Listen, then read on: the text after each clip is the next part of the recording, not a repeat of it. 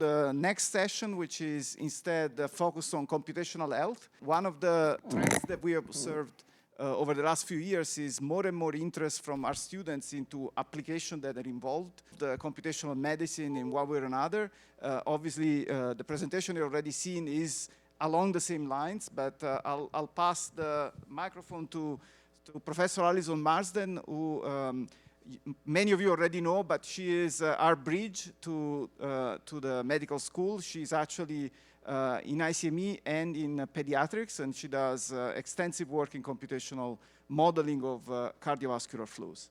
So without further ado, I'll let Alison take over from here. Thank you, Gianluca. I'm excited to launch this first of our technical talk sessions. So this session is going to focus on computational health and computational medicine. I'll introduce the speakers in just a second, but just to say that this is an area that's really growing. It spans all different areas of healthcare, from cancer treatments to how the hospital runs sort of logistically. It spans the scales of biology from organs down to cells and gene networks. And so there's just a lot of interest really across these areas. And so we're going to hear from 3 talks that are all in very different applications. The first speaker is Suzanne Taimang, and she is an incoming assistant professor in the Department of Medicine in the Division of Immunology and Rheumatology. She did her PhD at the City University of New York in computer science.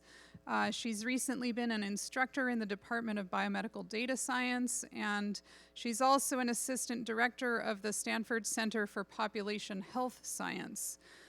She is a computer scientist with training in biology, and does research in population health of public interest involving analysis of large and complex population-based data sets. She uses a lot of techniques from natural language processing, machine learning, and deep learning. And then, just a side note, she's also a faculty mentor for the Stanford Community Working Group Stats for Good. Thank you for that introduction, and very excited to be here. Trained as a computer scientist, as was mentioned, but I guess last decade, spending a lot of time with biomedical informaticists, epidemiologists, health services researchers, and really passionate about operationalizing some of the fantastic research, I think, that is coming out of places like Stanford, but other institutions as well, with application to population health. And a lot of my work is data-driven. I think historically we've had these fragmented, disconnected data sets. This is actually just a visualization from Isaac Kohani on a paper called Finding the Missing Link for Big Biomedical Data.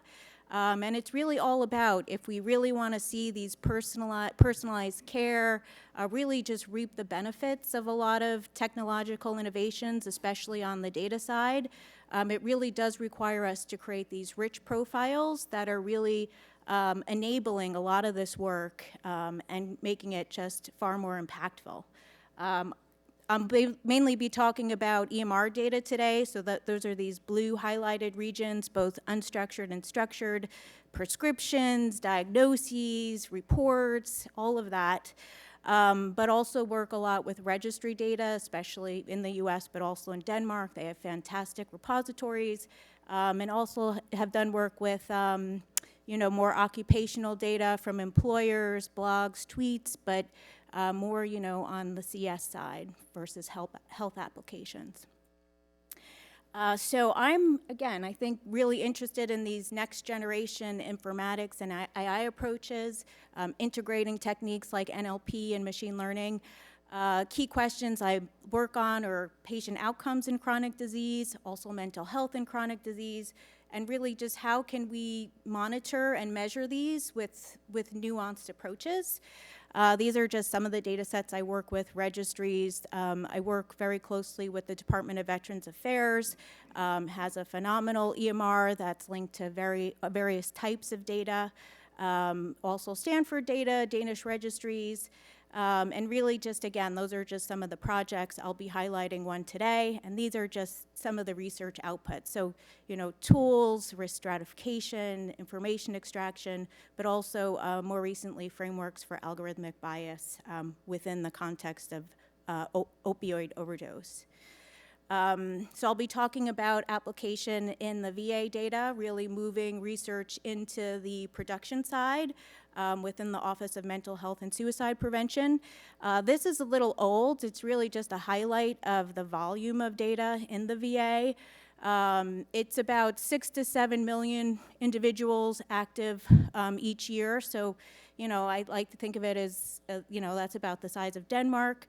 But it has much greater resources, including, it's more of an occupational cohort, so not just health data. And also we have increasing initiatives like the Million Veterans programs to sequence volunteers that elect to be part of these studies.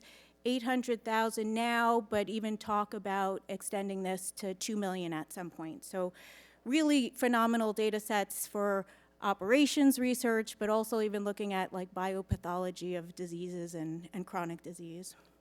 So I'm going to talk about a new platform that we have. It's called Rockies. It's in the Azure government cloud.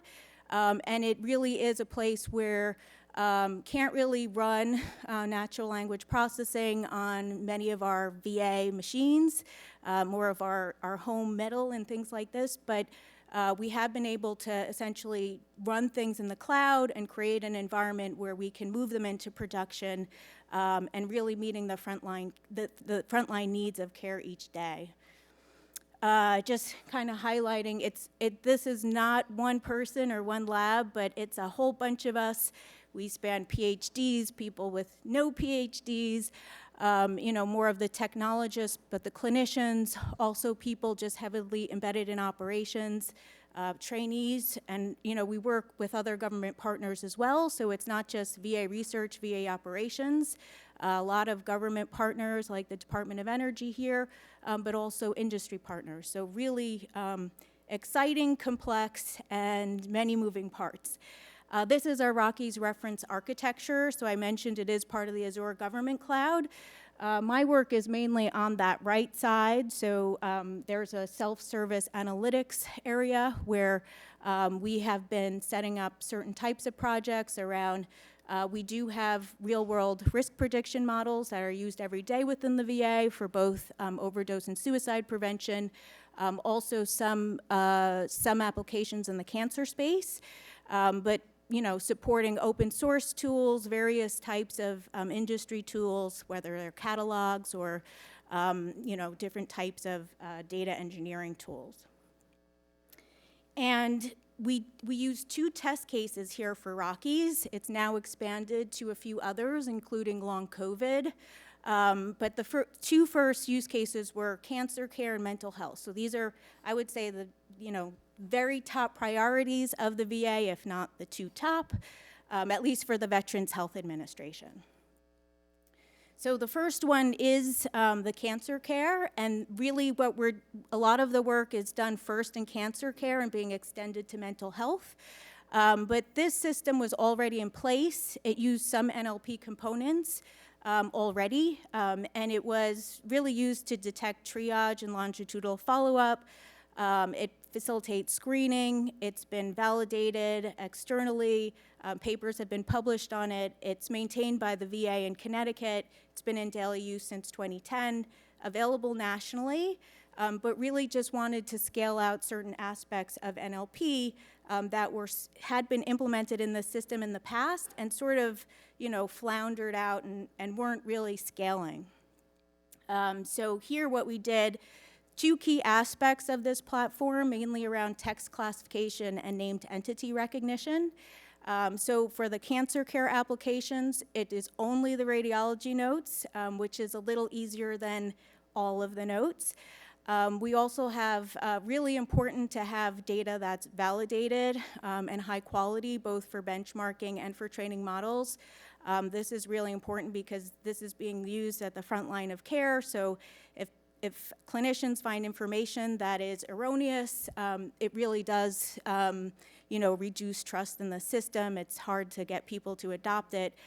So we do use a lot of linguistic annotation, and that is a lot of the bulk of the labor is really just setting that up, getting that implemented. We are then able to train deep learning models, also other types of models too, mainly focusing for CCTS on lung nodule detection and size. So we are using an NVIDIA biomegatron model that was fine-tuned, and we are using this Azure distributed GPU compute cluster. So just really nice to have these resources that we can facilitate compute every day and actually push back extractions to the VA. We are now receiving between 1 and 2 million notes per day, so you can see why maybe some of our established hardware was not necessarily meeting these needs, let alone for a somewhat niche and experimental project. So these 2 case studies really were picked to see if we could have some small success and think about deploying full scale. And that means nationally across the US. And this is just our annotation environment for those of you that have ever worked with linguistic annotators or even done some linguistic annotation. But this is really important for them to highlight the key concepts that we want to learn with these models. And then what we do is once we use the model to then essentially auto-annotate this, and at least for cancer care, we're at the point where they are now just updating and relabeling some of this auto-highlighted output for the purpose of both benchmarking and training new models.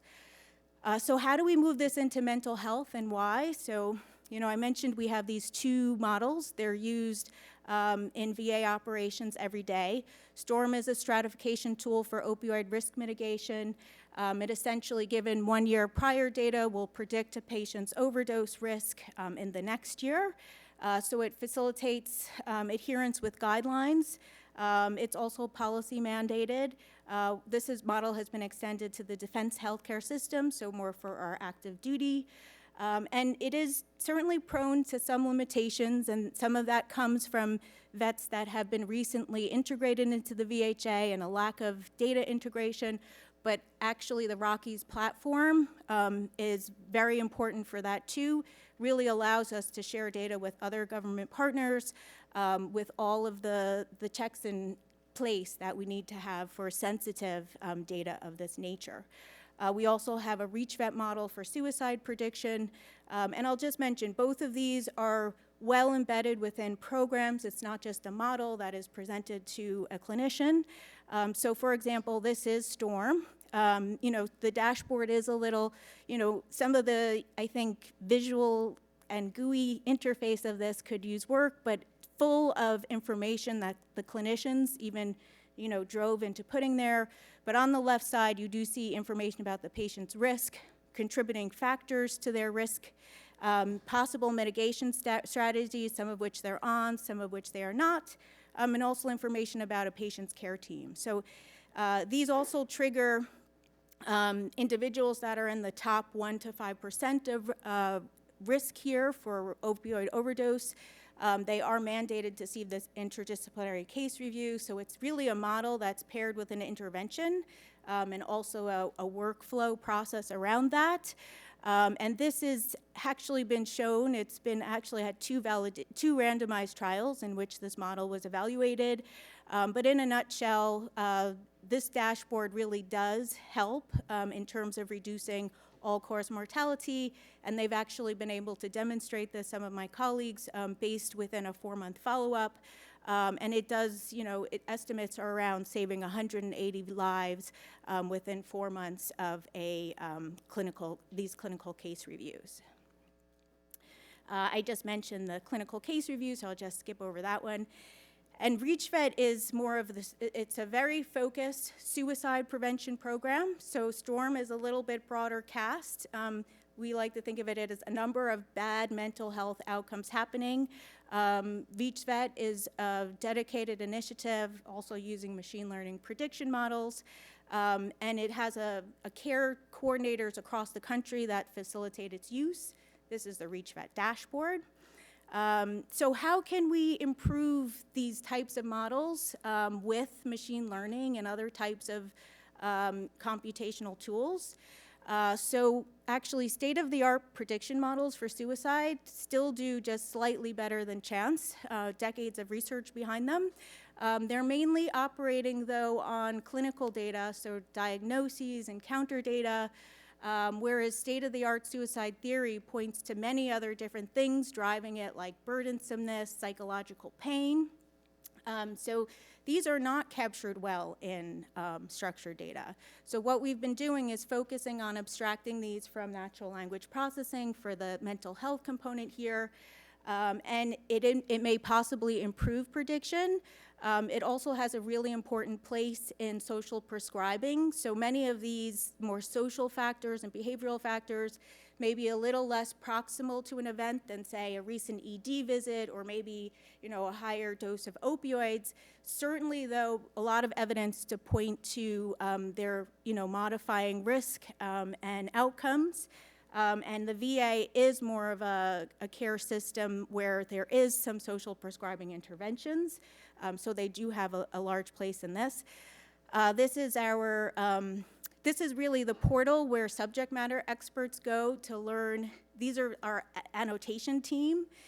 So up there, we have a website where they can access in the VA or outside. And these, as I mentioned, these are underreported. We have both domain SMEs and annotation SMEs. These are just some of those concept, lethal means, detox, et cetera. This is the annotation dashboard for the mental health.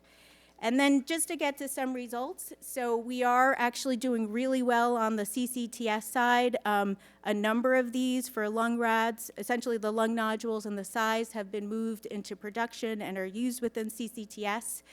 This is really just highlighting some of this that a clinician would see within the note to even identify that. Mental health, we are still annotating, but these are just some preliminary results. We're going to adapt these models as well to, this particular use case. These were just some of the next steps for modeling. And then just one of our use cases, which is the compassionate contact core. So just conclusions and next steps. Really just, it does take a big group. We are looking for more collaborators, really important to have the right use case. Also, I do think this type of work really involving government partners, but also just high impact problems, it really does present unique opportunities for working with various partners. I just mentioned a little bit about, that was overview of my work again, and thank you very much. So interested to talk more about, collaborations or I think other use cases that, might be some joint opportunities for learning. Thank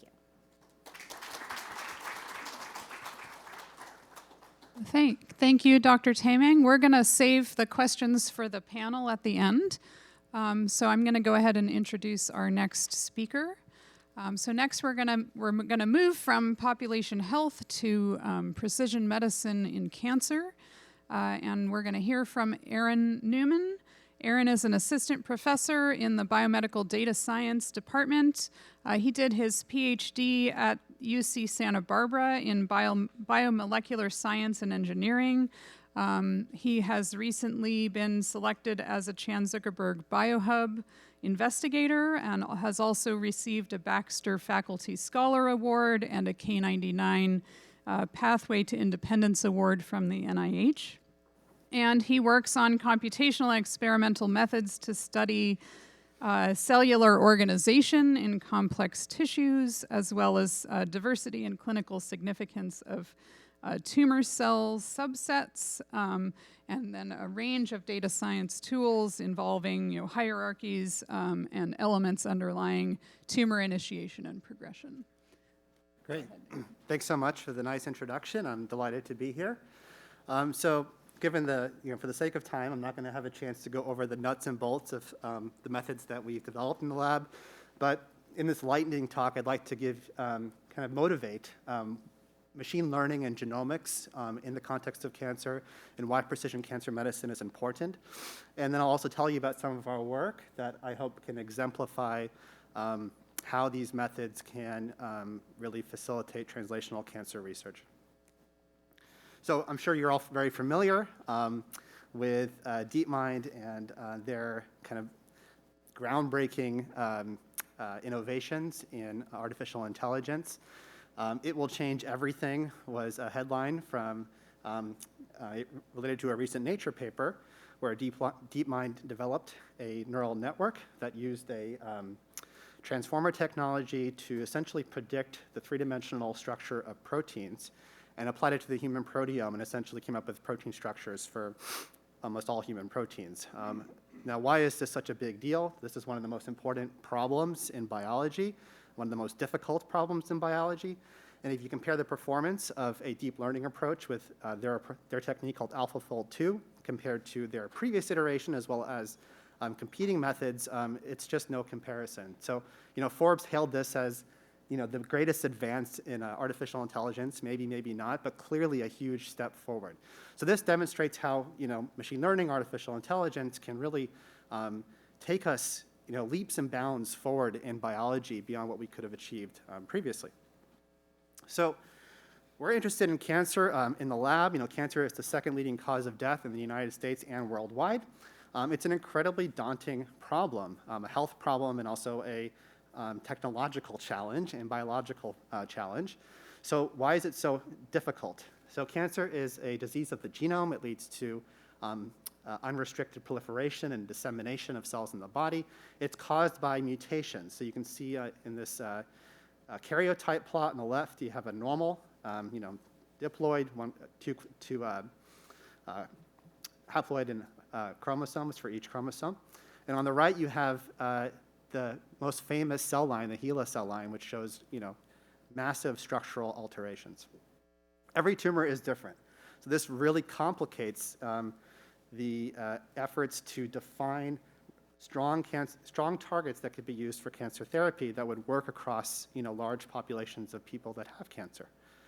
In addition to genetic alterations, tumors contain many different kinds of cells. So if you were to look at, this is an example of a breast tumor specimen where we stained every cell with DAPI.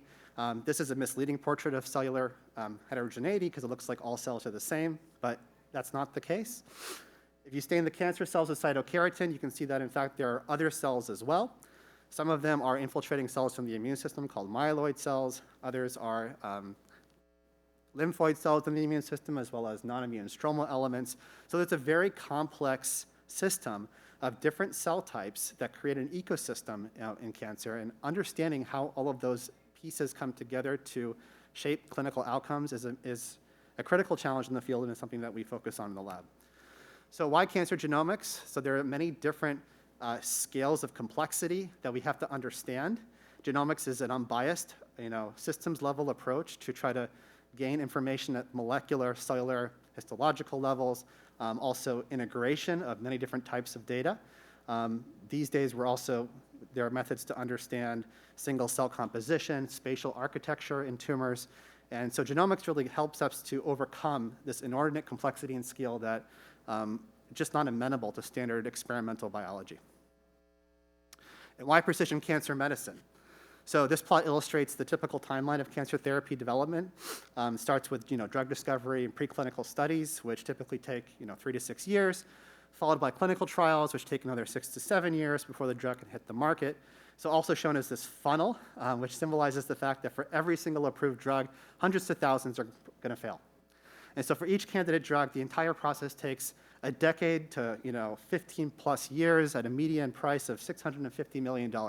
This is an incredibly inefficient process, and if we hope to really improve this, we have to use more precise methods to understand patient heterogeneity at multiple scales and how that translates to outcomes to improve drug discovery and diagnostics. So what we do in the lab is we apply cancer genomics plus data science and machine learning methods. We focus on 3 pillars of tumor biology. Developmental hierarchies, which essentially is a way to view tumor biology through the lens of cellular development, like stem cell development, and I'll tell you a little bit about that. We try to understand the precise composition of tumors, not just the cancer cells, but also the other cells in the microenvironment, immune cells and non-immune cells. And also how these components interact with each other to form functionally distinct ecosystems that are essentially the units of phenotypic variation in tumors and in other tissues. And ultimately, the methods that we develop are enabling large-scale population-level analyses that are ultimately crucial to facilitate precision medicine. So I'm going to go over just an example of each one of these 3 pillars. So developmental hierarchies. So like normal tissues, tumors contain reservoirs of stem-like cells. So these are cells that can create more copies of themselves, but also differentiate into other cells. So in cancer, there are cells called cancer stem cells, otherwise known as tumor-initiating cells, that are associated with tumor growth, dissemination of cells throughout the body or metastasis, as well as relapse. You can think of this as analogous to like a sea monster, right? We want to essentially identify the head and cut it off. In reality, it's more complex than this, and there could be multiple possible stem cell populations in a tumor at a given time, but the goal is to define these cells precisely so that we can therapeutically eliminate them. So conventional methods for studying them have low precision, have low specificity, and they're usually based on educated guesswork and defining genetic markers that can enrich for them. So we've leveraged single-cell genomics and computational biology to try to predict which cells are stem cells directly from single-cell RNA sequencing data. And so we developed a method called CytoTrace that we published a couple years ago that essentially was the product of a large-scale screen, kind of agnostic screen of thousands of potential correlates of developmental potential, combined with machine learning approaches that can essentially predict without prior knowledge which cells are stem cells in a system. This is an example of the bone marrow and identifying the blood-forming stem cells without prior knowledge. We're now working on our deep learning framework that improves this even further. So we applied this approach to breast cancer, which is a disease that we study in the lab, where we can do single-cell RNA sequencing of tumor cells without any prior knowledge of the heterogeneity in those cells, apply this technique, CytoTrace, to predict the stem-like cells. And once we define them at a single-cell level, we can easily delineate which genes are specific to those cells, which could be possible therapeutic targets. Just to convince you that this approach works, we did a large-scale, genome-wide screen using RNA interference, and we basically defined genes that are associated with tumor growth in breast cancer. We identified over 40 genes, and if you look at the average expression of those genes, higher is yellow and low is blue, you can see that they mark these stem-like cells very precisely, yet we had defined these without prior knowledge and without any experimental work. So in terms of tumor composition, so single-cell RNA sequencing is now being very widely used in many different areas of biology, in normal and disease biology. The problem with single-cell RNA sequencing, and it's not going to go away anytime soon, is that it's not practical for large patient cohorts, and in particular, diagnostic biopsies, which are stored in formalin, fixed paraffin-embedded blocks, which are essentially cross-linking nucleic acids, no living material, can't easily perform single-cell sequencing on that. So what that means is a lot of the specimens that we need to analyze, we can't analyze by single-cell RNA-seq, and clinical questions are underpowered. So one way to essentially overcome that problem is to do single-cell RNA-seq on a small number of patients where we can obtain fresh frozen biopsies and obtain single cells to define cellular heterogeneity in that small population. And what we use is something called digital cytometry, or cytometry by sequencing, which is a machine learning approach that can leverage a knowledge base of cell type signatures that we learn from single-cell RNA sequencing in a small cohort to then deconvolve bulk tissue profiles from a much larger cohort of patients to determine cell type proportions at considerable scale. They could come from fresh, frozen, or fixed tissues. They can come from transcriptome databases. And in that way, it kind of bridges single-cell genomics and bulk genomics. Bulk genomics is very robust. It can be applied to fixed specimens, and it's very inexpensive. So this technique called CyberSortX essentially can infer cell composition from bulk tissue RNA profiles. It could also infer cell type specific gene expression at the single sample level, allowing us to probe cellular heterogeneity without having to physically isolate cells. Now, bringing those pieces together, so we know that cells don't exist in isolation. They exist in communities. They talk to each other in space and in time, and it's important to understand that complexity. So cellular ecosystems, and really where the field is going right now, are critically important to understand. So we recently published a machine learning technique that allows us to take large-scale bulk data and single-cell RNA-seq data to define context-dependent cell states of individual cell types, how they associate into these ecosystem subtypes that we call ecotypes, which we can then use to understand how those individual units associate with patient outcomes. So why precision cancer medicine? This is the end of my talk. Because if we can understand cell heterogeneity, ecosystem heterogeneity, developmental heterogeneity, both at single cell precision and at scale, we can hopefully define patient-specific differences that will not only accelerate the identification of drugs that work for those patients, but also better diagnostics, and this could eliminate years from drug target discovery and also enable more efficient use of limited resources. That's it. Thank you.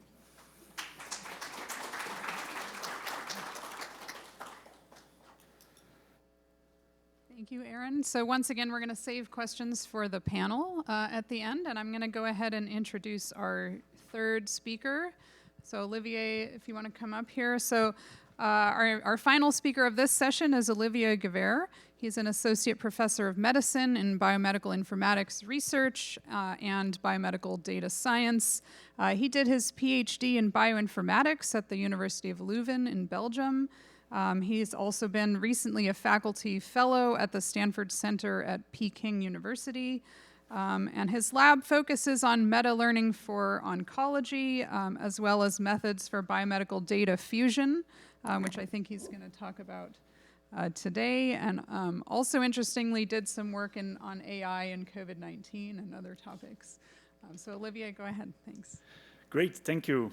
I'm affiliated with both the Department of Medicine and Department of Biomedical Data Science. And I'm going to talk to you today about multimodal and multiscale data fusion to study complex diseases. So the work that we do in the lab is really focused on precision medicine.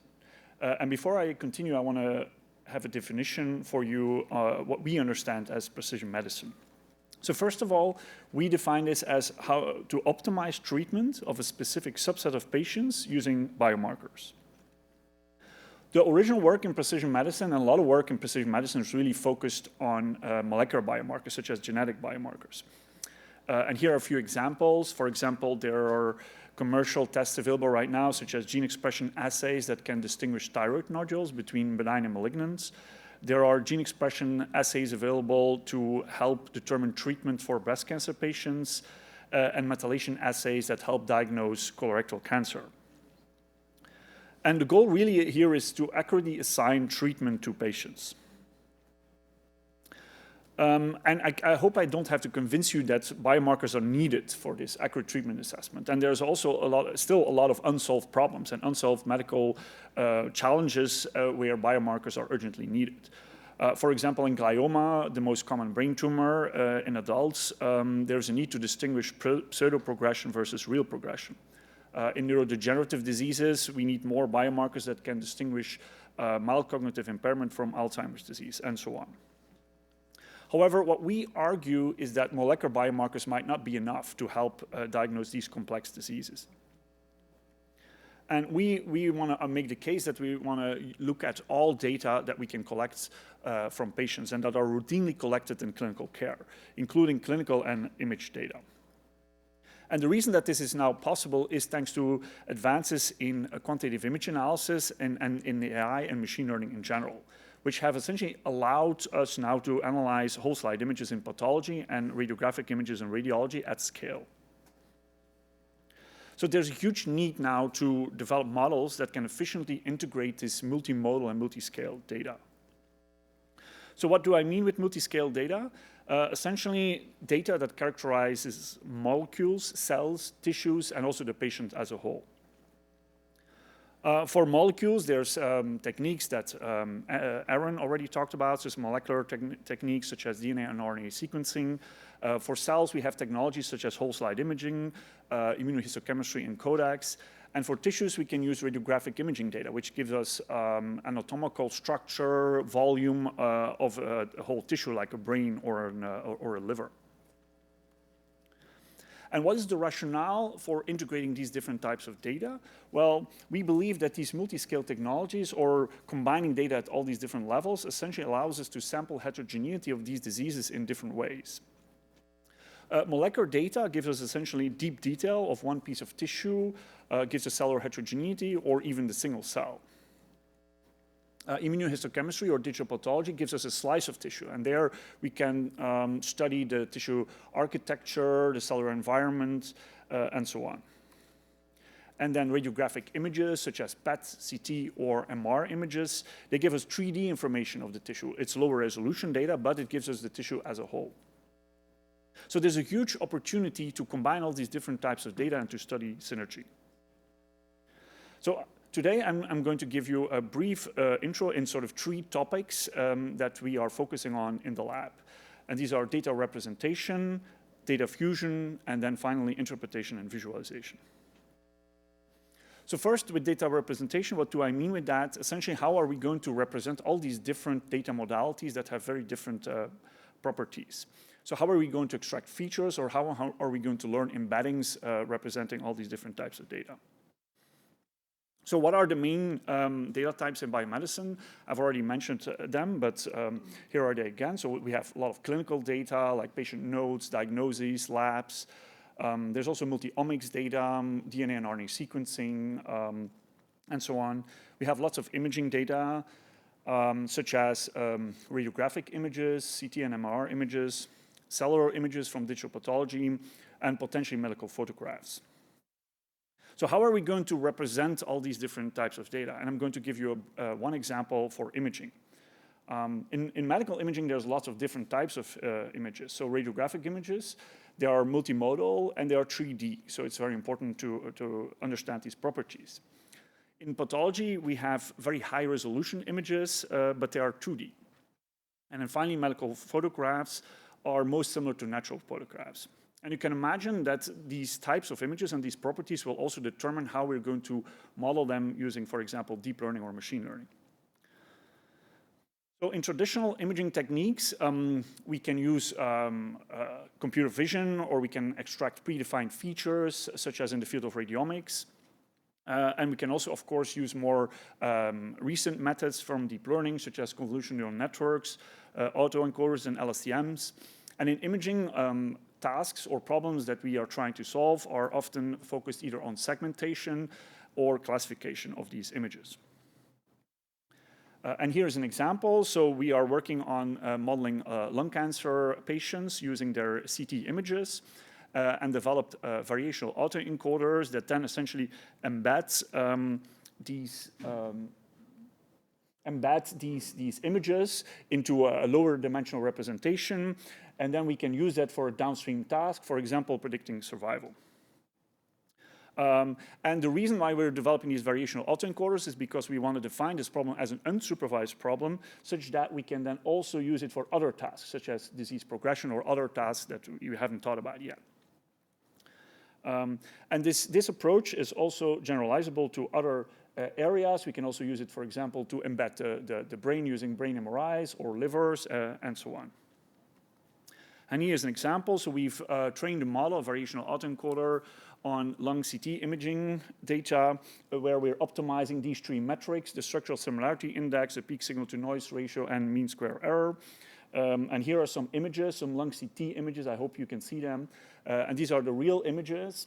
And then when using a variational autoencoder, we can reconstruct these images from their lower dimensional embedding. And we were able to really get very high fidelity of these images.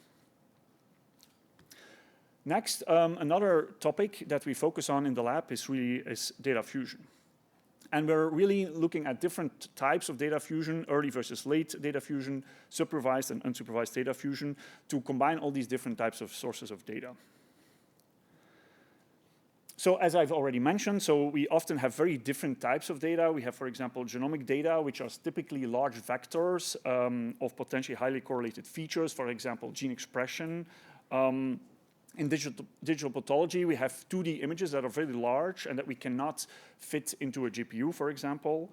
And then we have radiographic images, which are much lower resolution, but they are 3D And often we also have multiple sets of 3D images. And that's sort of like, for example, MR data is multimodal. So how can we design an efficient integration strategy for these different types of data? So typically, the easiest way for integrating data are either early data fusion, where essentially what you do is you have different types of data, such as here we have 3 data sets, and we essentially just concatenate these types of data. And then we have some learning task, and then we make a prediction. So here's an example where we combine RNA sequencing data and digital pathology data, and then we just concatenate the features and we make a prediction for overall survival. Similarly, we have late data fusion, where essentially we build a model on each data set separately, then we make a prediction, and then we integrate the predictions. And this is a similar case where now we build a model on digital pathology separately, a model on RNA sequencing separately, and then we make a prediction. I'm going to skip this. And finally, we're also working on visualization and interpretation. And here's one example. So this is an example where we are integrating gene expression data, microRNA data, clinical data, and digital pathology imaging data. And we're embedding all these different data types in vectors of 512 features. And here is a visualization of this integration strategy, where we are looking at 33 different cancer types and how they are similar to each other based on these multimodal data. For example, brain tumors clustered together, ovarian cancers clustered together, and so on. So to summarize, the main theme in my lab is really this focus on biomedical data fusion. How can we efficiently represent a wide range of data modalities? How can we integrate them? And also how can we interpret and visualize these models? And the main application is really in the context of precision medicine to help prediction of diagnosis and clinical outcomes. I thank you for your attention. Happy to answer any questions. Okay, thank you to all the speakers. At this point, I'm going to ask the 3 speakers from the session to come up and have a seat in the chairs right here, and we're going to have a panel discussion. So Suzanne and Aaron. So I want to start us off with just thinking about a couple of things, how we can think about transitioning from kind of the data analysis or data wrangling stage to the intervention side of things in medicine, and what your thoughts are on that. Anybody want to take that? Sure, I'll speak a little to that. I do think there's many stakeholders involved. So I think getting clinicians and leadership involved, maybe not immediately, but certainly along the way as results look interesting, there's an interest in implementation, so that greatly helps. And I'll just mention one thing we don't really do very well is integrating the patient in that conversation. I think there's more of that, but probably a lot of work there. And maybe coupled to that, the role of kind of deep domain knowledge accompanying the data science techniques and how important that is in what you do. Yeah, excuse me. Deep domain knowledge is critically important. It's more important in many ways than the methods that you come up with. Because if you don't understand the problem, you can't understand, the limitations and the challenges that actually need to be addressed. And there are probably many ways to address a given problem. But if you haven't identified those bottlenecks and those issues by having the biology, possibly the medical, understanding as well, it's not going to push not going to push the needle forward. I also wanted to just comment on the earlier question in terms of some of the gaps between data wrangling and intervention. I think, especially for getting access to data, a lot of clinical trial data is siloed in companies, and we don't have access to that, in academia. And I think it's really a challenge for us to work with usually much smaller data sets to try to get enough information that we could publish a paper and hopefully it's going to move something forward. But there's, to have any intervention, there has to be some sort of commercial bridge, and I think that's often an issue working in academia is how to get access to the data. Do you partner with, pharmaceutical companies, et cetera, to get access to the data? It's often a lot of legal challenges, et cetera. So it's something that, hopefully the field will improve upon in the future. I would also say in terms of deployment of AI that there's also opportunities to deploy outside of the typical hospital enterprise, right? There's also, we can also use these models in terms of helping, for example, the drug discovery process to make it faster. And we can also go direct to consumers in the sense of, for example, preventing disease, right? Through wearables or through digital health, where maybe some of these models can be used to help prevent disease and change lifestyle of people. Let's open it up to questions from the room. So I work in security and privacy domain. So this will the question is about when you talk of healthcare data with respect to regulatory compliance like HIPAA, GDPR, how do you think from real practitioners in the world, when you collect such data, do you think data islands are going to prevent carrying out such machine learning analysis and precision medicine, and how do you address them? So the question was about data privacy and security and whether that can result in data islands and approaches for dealing with that. I think, yeah, of course, getting access to clinical data and medical data is always, there's always barriers in place. I think one avenue of research is this concept of federated learning, which is very an active topic right now, where both academic institutes and commercial partners are interested in developing these frameworks where the data can stay where it is, and there's ways to where the models and the model weights actually travel, right, and where you can sort of avoid these issues of data privacy.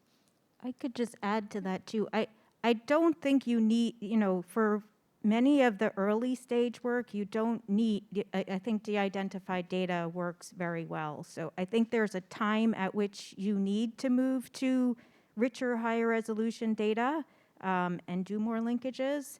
But, you don't need to start there. A lot can be done up front, and the privacy is really important.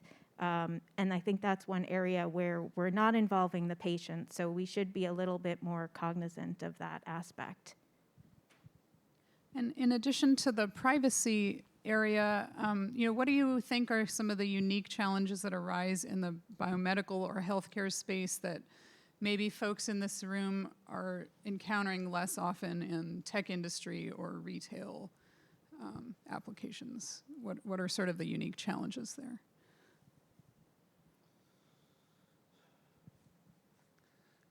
I think getting back to the biology, right? The biology is the biggest challenge.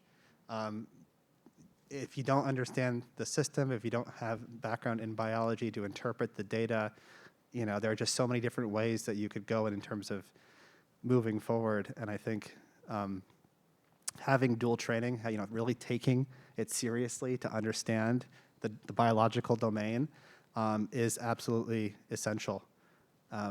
There's no other way to be really successful in biomedical, let's say, data science without knowing biology.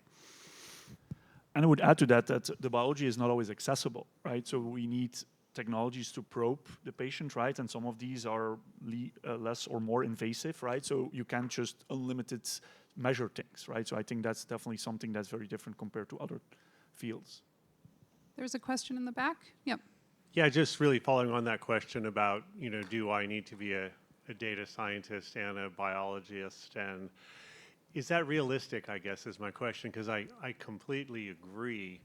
But if you're kind of okay at both, does that get us where we need to go? Or should we know enough that we could partner with our counterpart, that we could bridge the gap and we would have our own deep expertise? I'm just kind of curious how you guys are navigating that challenge. And so maybe related to that, a question about expertise of individuals and expertise of teams that you're assembling. Yeah, that's a great question. I think, we definitely need to have a team that can fill in the gaps in understanding, and for folks to play, complementary roles as opposed to redundant roles. But I still think that, anyone working in this domain should have at least an appreciation of the biological domain, enough to talk coherently about it, even if not necessarily labeling themselves as a practicing biologist. There are some misconceptions that, you don't need to know that, and you can actually do this sort of thing and be reasonably successful. I don't think that's true. I think to be, to really push the envelope, to move the field forward, requires having an appreciation of the system, hands down.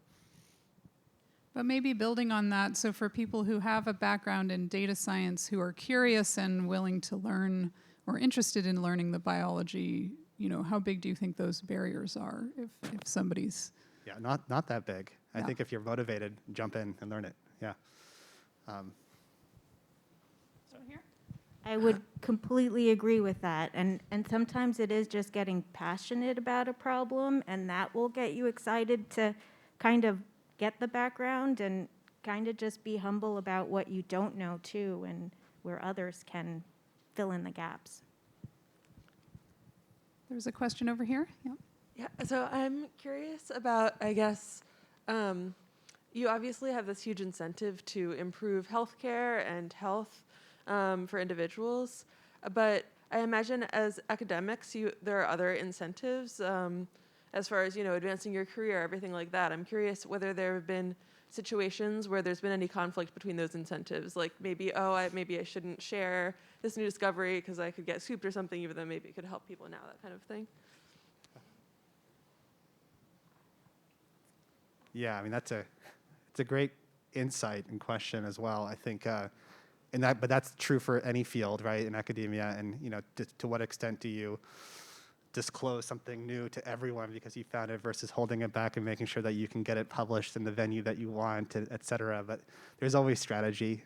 But we have to do our best to navigate this space such that we can stay true to our ideals, so that we can, ultimately help people. That's what I think many of us want to do. That's why we got into this field. But also to be able to put our work in the best possible place to have that visibility to, achieve that outcome.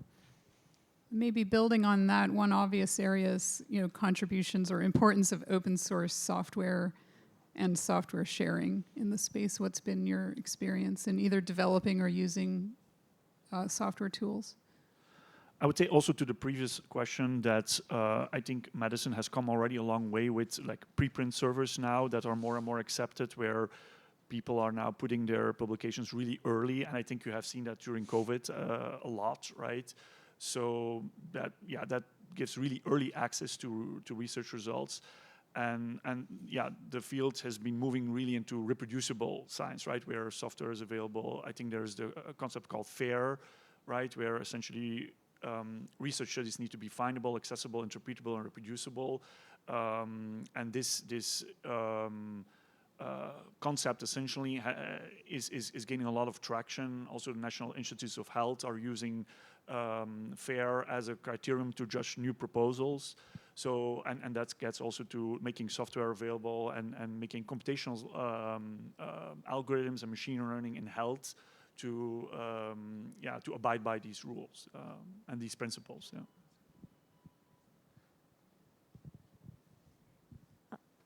I'll just mention that one thing I do find challenging, especially in more of the population health space, is work. A lot of work that may have social impact is not necessarily, going to be a Nature paper or a JAMA paper. And there isn't quite, I think we're getting better at building recognition for that. But it's hard work. It's a lot of people work too, just to operate with a government partner or public officials or, people just on the ground that are pressed with COVID patients and cancer patients. So just wanted to add that too. I just want to follow up on the data privacy and security questions, which are, I'm sure they're huge. Two other technologies, one of using differential privacy. Do you have any use of that or effectiveness that you find by its use? And also synthetic data. Have you been playing with that at all? I like synthetic data for testing system, for like a new platform, but with everything, I think there's only so much you can do with de-identified or synthetic data for certain applications, and certainly want to test them in the field on real patients at some point before even deploying. So, I'm speaking more to the synthetic data. I do think it's interesting, but would love to see it be able to squeeze more out of it. But I think for now, it just makes a ton of sense using it for testing platforms and early stage systems. Yeah, I would definitely say that synthetic data can be very valuable, especially also in imaging. I think also outside of medicine, lots of work has shown that we can generate very high fidelity synthetic data, and this is also transitioning into medicine, into digital pathology, and into radiology. So I think that's definitely a very good idea and very valuable to advance the field. And not have to deal with the privacy issues all the time. Yeah. One issue that you all talked about was privacy. And I want to extend that question a little bit, and especially when we talk about population health. Some of the work that Suzanne talked about was a little minority report-ish, right? I mean, we're getting into predicting what people might do, et cetera. And that made me wonder, and this question is really for everyone, all three of you, where are you getting the ethics component? What is the right thing to do into your work? And how are you getting it into your work? So excellent question. I will, mention that there are certain types of data where I think they would be quite useful for suicide and overdose prediction. We do not use those. VA does have patient advisory panels. Some of those have remarked on the use of predictive analytics. And in general, they do find it of benefit. But I would say, I've even, of course, the methodologist in me and data scientist wants to, link everything and start exploring certain questions. What we're seeing in the EMR are more like the car crashes when people come in sick, not what they're doing every day in their regular patterns. So I'd say my government work has other partners do proceed in that direction. We do not use the social media data, and I think I don't do it because, I think the veterans disapprove in some sense. And then there is some office, nothing's a rule, but where it has been frowned upon and there is concern that, people may perceive it as invasive.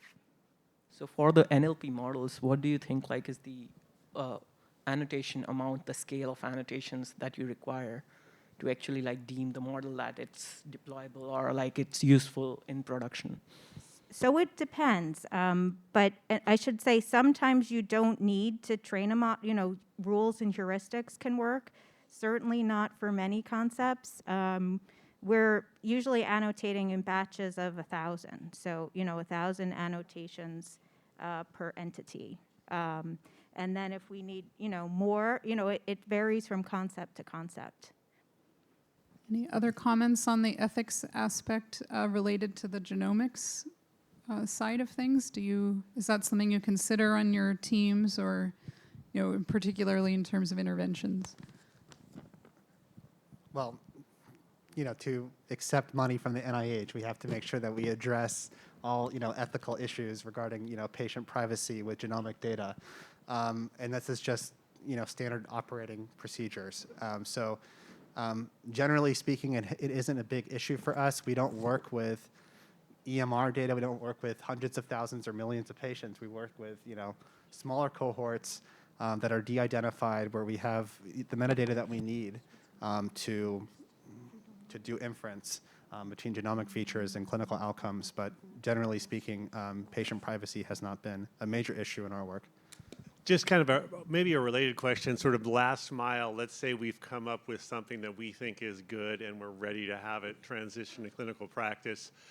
There would typically be maybe an expert caregiver or a doctor, right? Do they buy in? Do they implement it? And then also, would there be, some sort of algorithmic review in some sense? Like, okay, who's going to approve the algorithm? I don't know if you guys have been following this cerebral debate where they were prescribing, apparently, or argued to prescribe too much Adderall, et cetera, et cetera. And one of the things that flagged my attention is they said, oh, we've been using this algorithm to decide whether so I was just curious, that kind of transitioning of, algorithm science to practice, reviews, doctor input, et cetera, what's your kind of feeling on how that process will evolve? Yeah, this is really important, and I think we're kind of at the cusp now because a lot of new technology, if you want to try to get it to patients, you get it into a CLIA lab, which basically bypasses the FDA, so that a patient sample could be sent to the lab and some result can come back, and then the doctor can make some recommendation or make a decision based on that result. So that's how a lot of new technology is being tested clinically. But ultimately, the FDA is going to have to establish procedures for how to vet computational approaches for biomarkers, for how to determine whether a patient gets the therapy or not.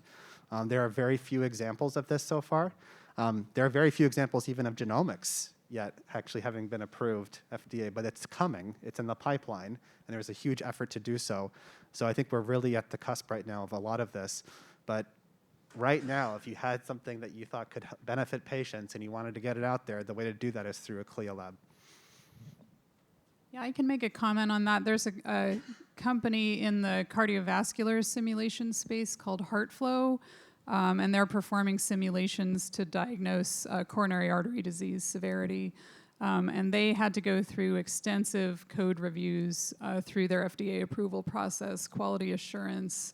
And so there are very strict rules around like how they can change their software in-house before they have to repeat a whole bunch of those kind of quality steps.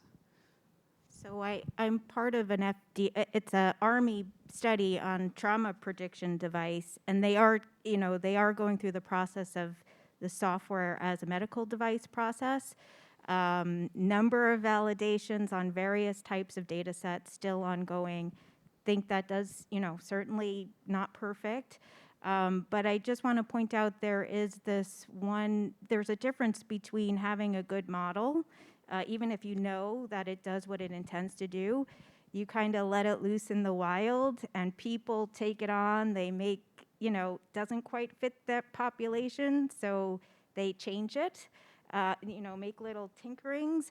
So one thing I found, working with the VHA, is that the model in the paper and the model that's deployed can be different, for artifacts of the human process, but also the data's, recalibration is important.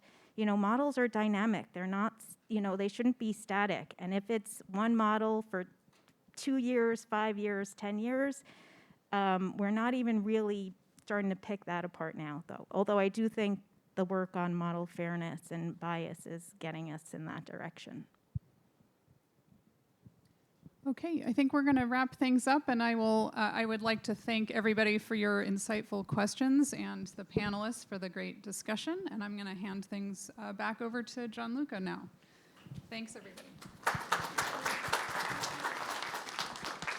Thank you, Alison, and thank you to the speaker for this session. I have a couple of items I want to tend to. The first that I want to focus your attention on is an important change in the ICME program, affiliate program, and specifically the fact that, as many of you know, that the director of the program just recently moved to a different position. I wanted to invite Karen here. Karen, can you join me for a moment? The reason is that I want to thank Karen for the many wonderful years that she spent in ICME. She basically built this entire program, and not just this program, a lot of other efforts, activities.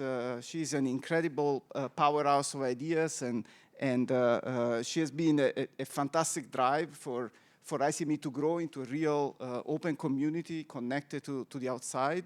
And personally, it's been a pleasure to work with you, Karen, over the years. I've really been amazed by your energy, your creativity, the ability to connect to people, to establish new activities, new programs, just incredible successful experience. Karen is still at Stanford. She moved to a new program in the medical school, a way for her to grow and to build a completely new community in a very, very exciting area. So we are delighted that she will continue to be at Stanford. We are very much looking forward to establish even more connection to the Institute, the Biomedical Data Science program that Karen is part of. And as you can see, there are obviously connections that are very deep from intellectual and potential opportunity for research. So certainly this will be a partnership that will continue moving forward. But I just wanted to thank you. Corinne has prepared something for you. This is the first one. You might probably know that there is a theme. If you don't, you will immediately realize what the theme is. There is a reason for her to have so much energy, and part of that is some people know.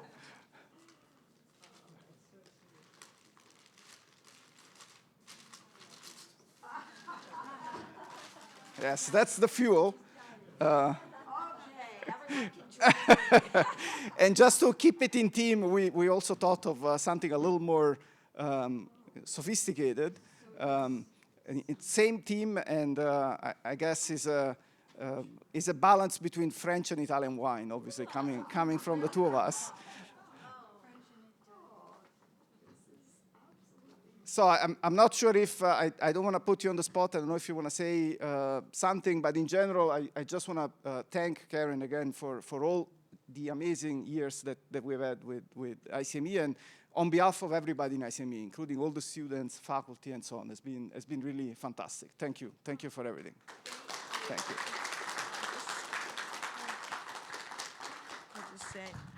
Thank you. That really warms my heart, and I've been working with Gianluca and everyone in ICME for over 7 years, so it really is a home for me at Stanford, along with the Women in Data Science Global Initiative. So it's just been so great to see the Institute grow and so many exciting research areas, what the students and faculty are doing, and then all the external partners.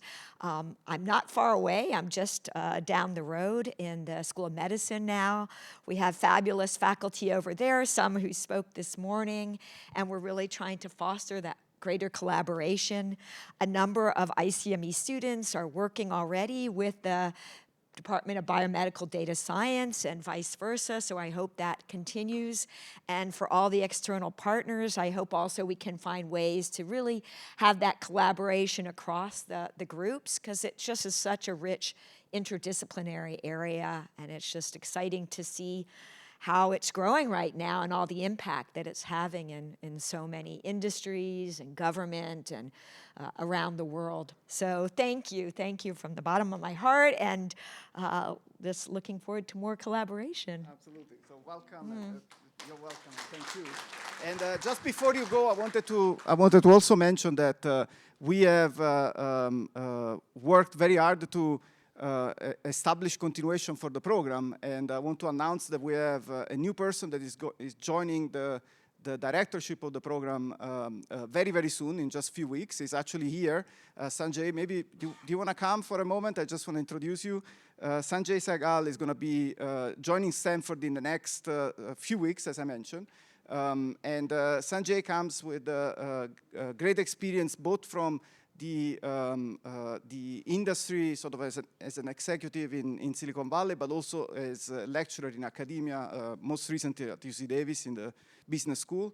And what's interesting about Sanjay is that obviously it will take a little bit of time to to connect to all of you and to establish relationship and so on. But I'm actually quite sure that this transition will be quite straightforward. He actually received a PhD in applied mathematics for Rice, so I think it'll fit right in ICME. So welcome, Sanjay.